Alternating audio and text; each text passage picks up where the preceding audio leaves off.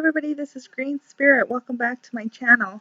Today I wanted to do Ravenflower's 17 Witchy tag, and let's just get started.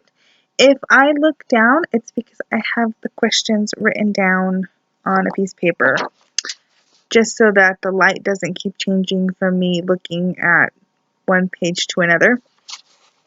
So let's go ahead and get started. Okay, it says, when times get tough, do you fight or take flight? I think this just depends on the situation.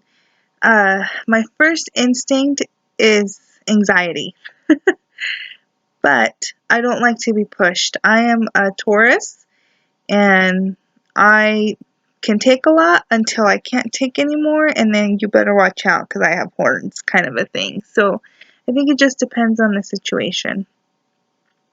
Number 2, is there a certain color you connect with? I love the color green. Green to me, it's funny, even before I learned the correspondences that have to do with the colors, such as, white for purity and, black to banish and that kind of thing, green is a color that I always associated with healing and the heart. And then later when I studied the chakras and color correspondences, I come to find out that green can be a very healing and loving color. So green for sure is the color I most associate with. However, if you're talking about like clothing that I tend to wear a lot of black, a lot of gray, a lot of brown, dark green, and maroon. That's it. That's my whole closet. Is mostly that. I do have, the occasional like red or printed stuff, but overall those are my colors. What is your sun, moon, and rising? My sun is Taurus, my moon is Gemini, and my rising is Aquarius. So I have quite a mix of personality in this package. Something you would change if you could. Self, the world, or magically? This is kind of a hard question because I do feel that what I have experienced has been for a reason and for as a learning experience of nothing else. So it's very hard for me to decide on what it is that I would change. I think about myself is that I would like to be less self-critical and accept myself for who I am and really appreciate that I've come from a lot of difficulty and darkness from growing up, and I've come out of that without falling trap to, a lot of things that other people who have grown up the way I have, where there's been a lot of negativity, abuse, that kind of thing. They would drown themselves in alcohol or drugs or just be really self-destructive, and I've never really done that. So I really should give myself more credit than I do, so I think that's what I would change about myself. Be more loving towards myself, and I'm working on it. I'm working on it. For the world, I wish people were more conscious about how important the earth is to, this sounds totally hippy-dippy, but I wish people realize how important earth is and how we need to take care of it. And I really wish that people had more, that they looked less to themselves and more to the broader whole, and that there was more love and more compassion for each other. That's what I wish for the world. And then magically, I can't think of anything that I would change magically. I guess if in my wildest dreams, if I could just suddenly have dominion over nature, that would be cool. But I really can't think of anything that I would change about how my world is magically, because I learn things every day and it has to be learned at its own pace. Let's see. Are you passing down your knowledge to the next generation? If so, in what way? Uh, well, I intend my book to go to my son, ideally.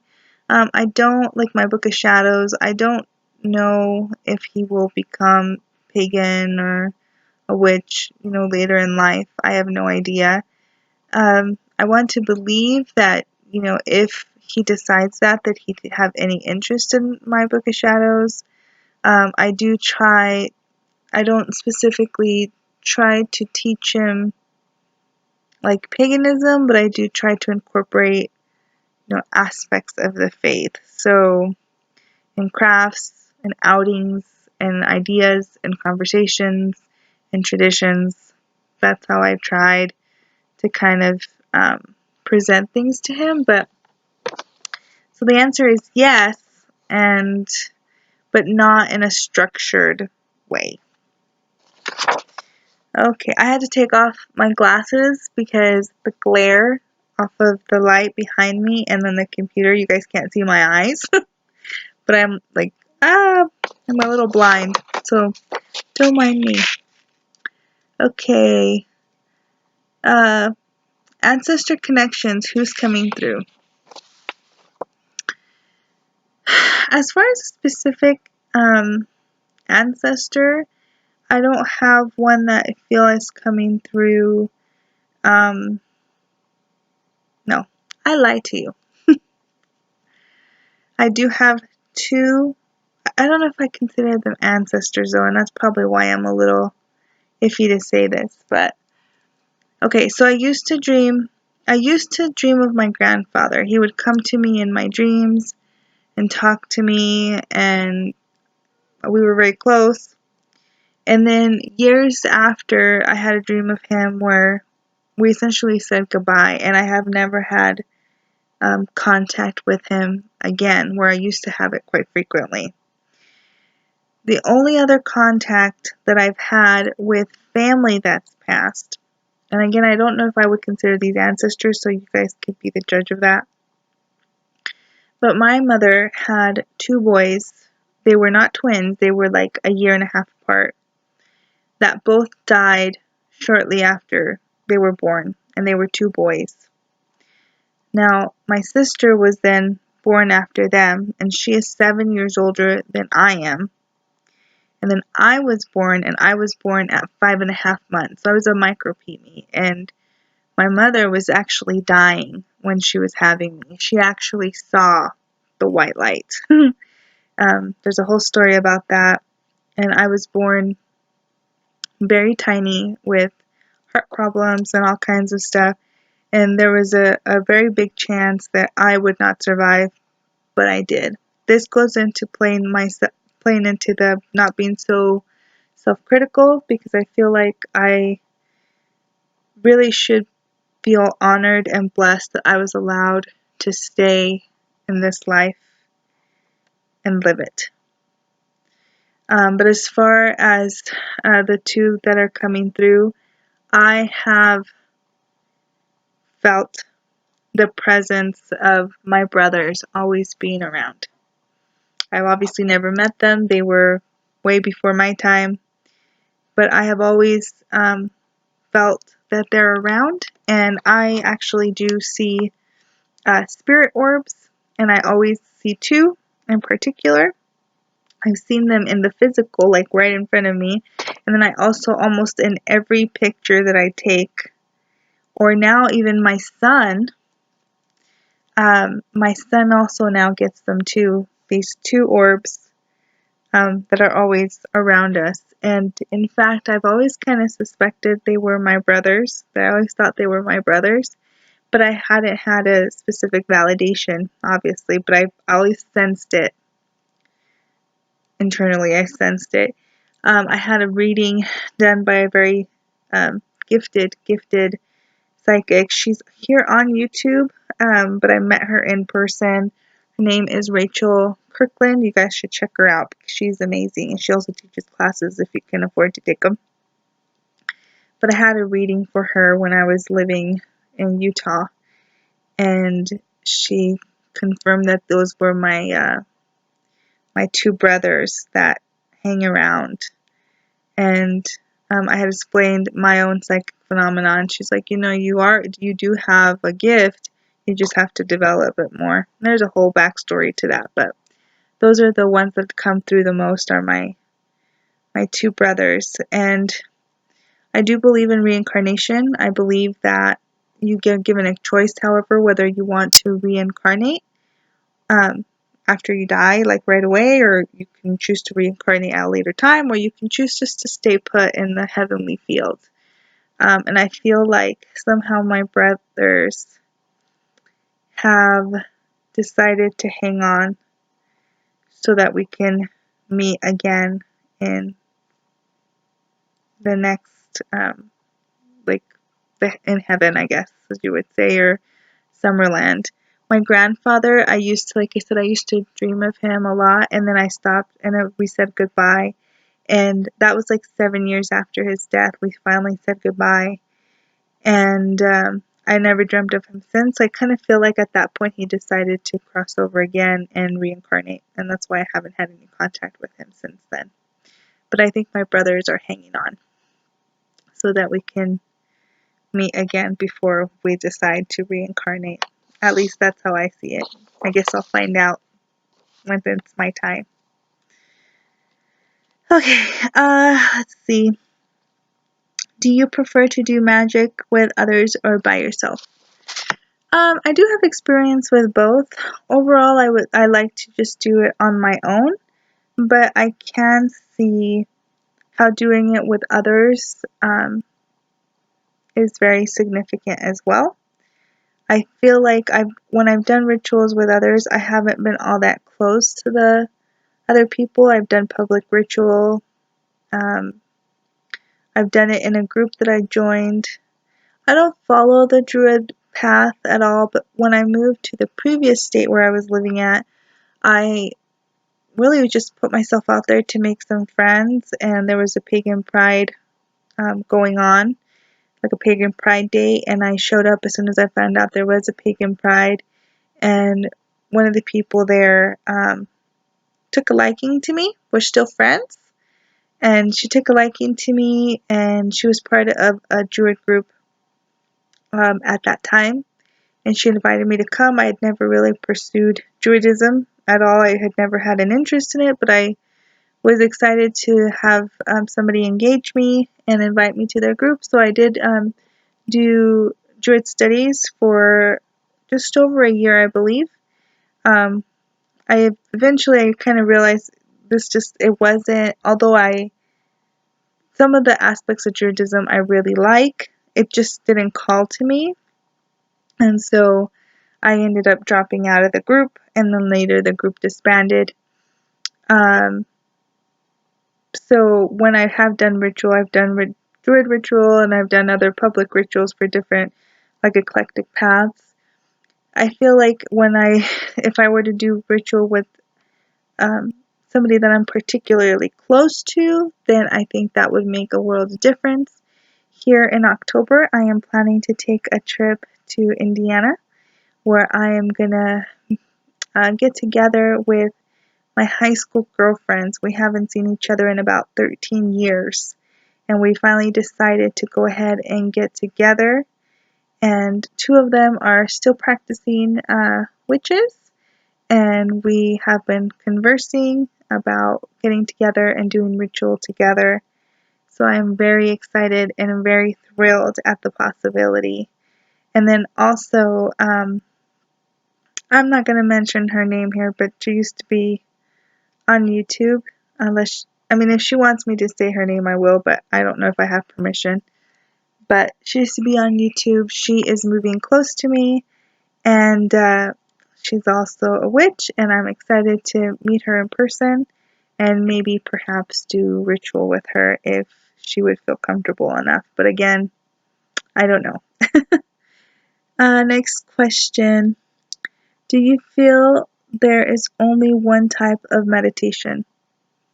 Absolutely not. There are many, many, many, many types of meditation. I can tell you from my personal experience, I have a very hard time just sitting down and attempting to meditate. I'm getting better at it, uh, for sure. Working with crystals has helped tremendously. I especially like black tourmaline is a stone that I find to be really grounding, and so I tend to do really well in meditation when I meditate with black tourmaline. But ideally, my preferred method of meditation is guided meditations. I really, really, really enjoy guided meditations and seem to get to that meditative state a lot quicker if I am guided. Um, that's my favorite, but I also think that there's other kinds, just even like creating art is very meditative. When I crochet, I find like if I am actively like counting stitches, that's very meditative, that just the repetition of things. So I think there's many kinds. And if something doesn't work for you, I encourage you to look elsewhere because I guarantee you there's enough types of meditation that you will find the one that suits you. Uh, what is your favorite flower and why? Okay, so my favorite, I'm gonna say two of them. Okay, my favorite flowers are the tulip. I love tulips. I think they're absolutely gorgeous. And I feel that the reason I like tulips is because they're happy flowers. They evoke the emotion of happiness to me. Just pure joy. It's like they pop out in the spring and they're like, "Hi, I'm here. It's spring. Hi, I'm here."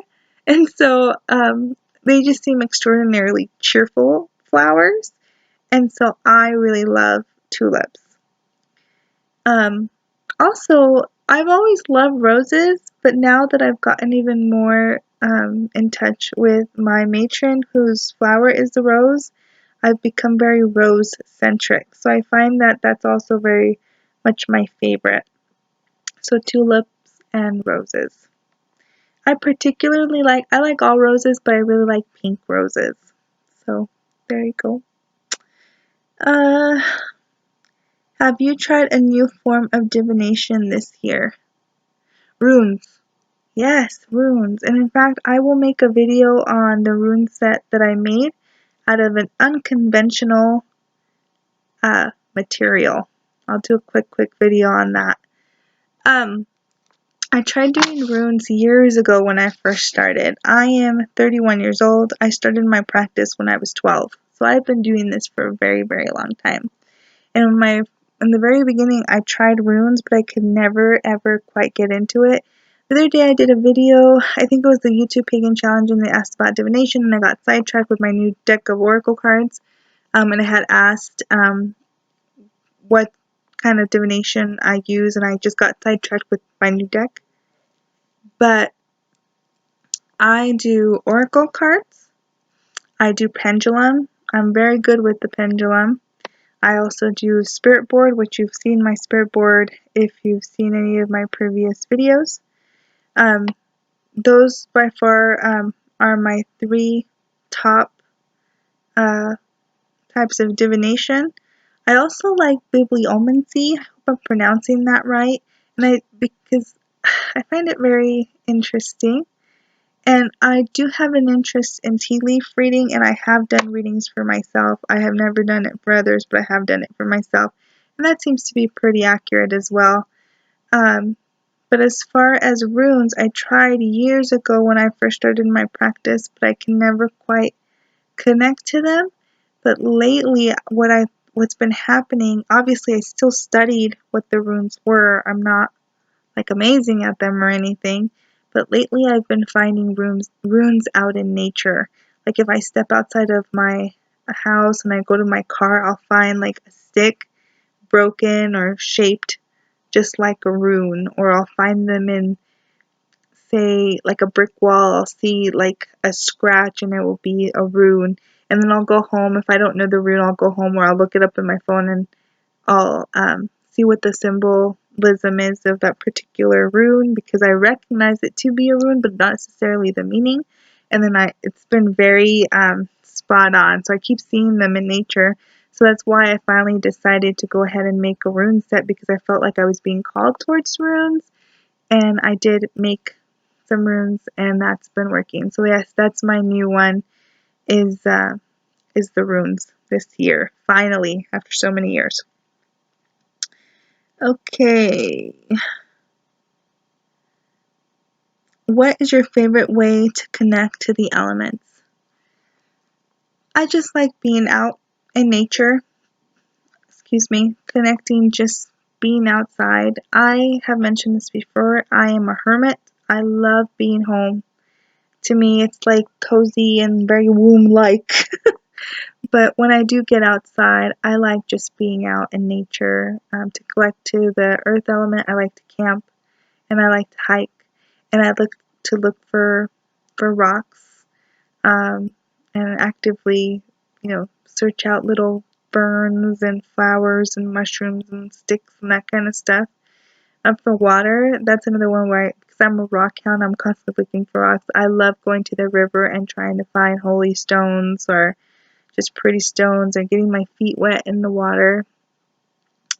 For fire, nothing gives me more pleasure than to feel the sun, not boiling hot sun because I burn very easily, but just to feel that nice warmth against my skin, just being outside and enjoying the sunshine, is very healing to me.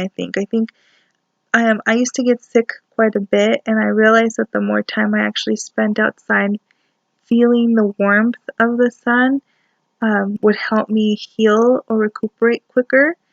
So I find the sun to be a very healing energy, and obviously I associate that with fire. And then as far as air, my favorite thing, and I used to do this as a kid, I would just go outside and call the wind. No one teaches you to do that.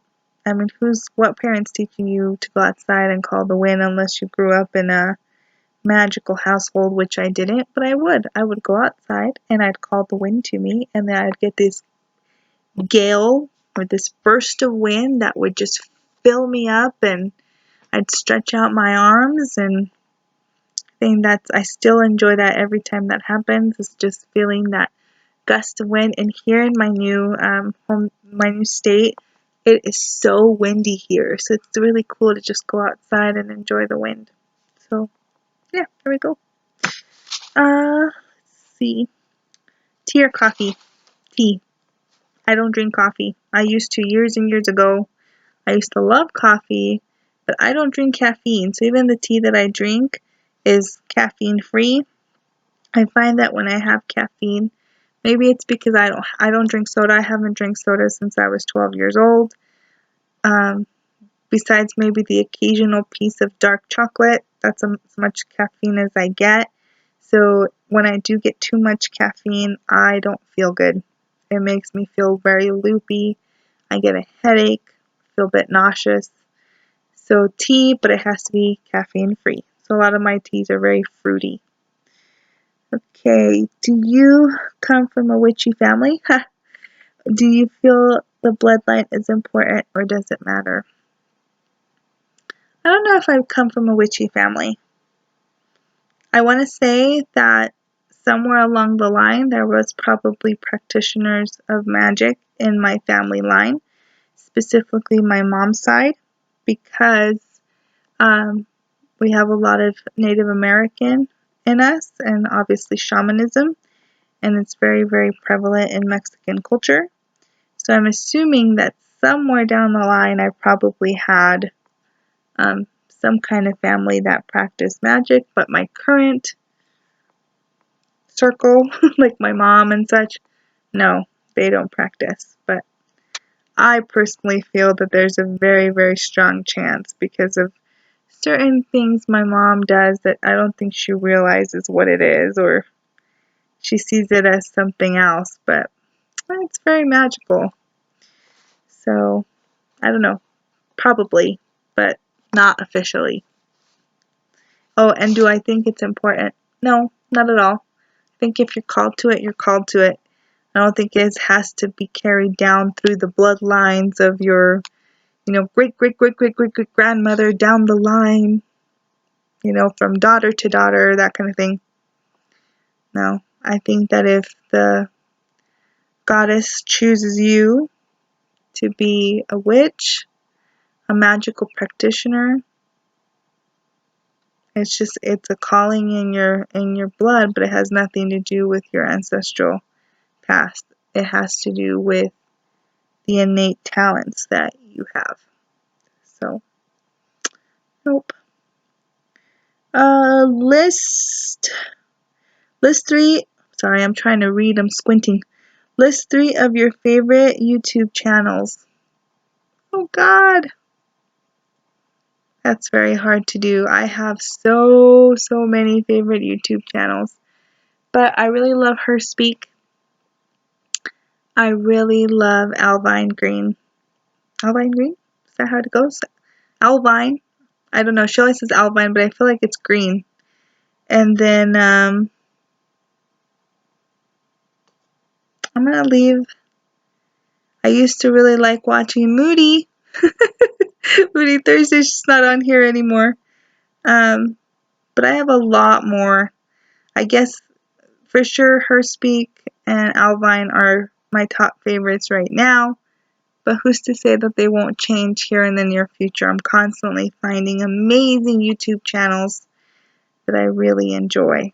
But there you go.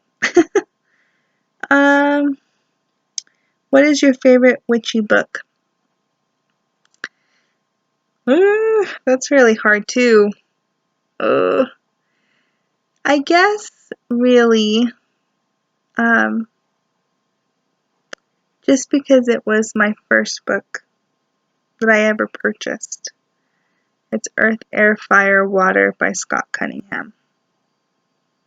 That book will always have a very, very, very special place in my heart.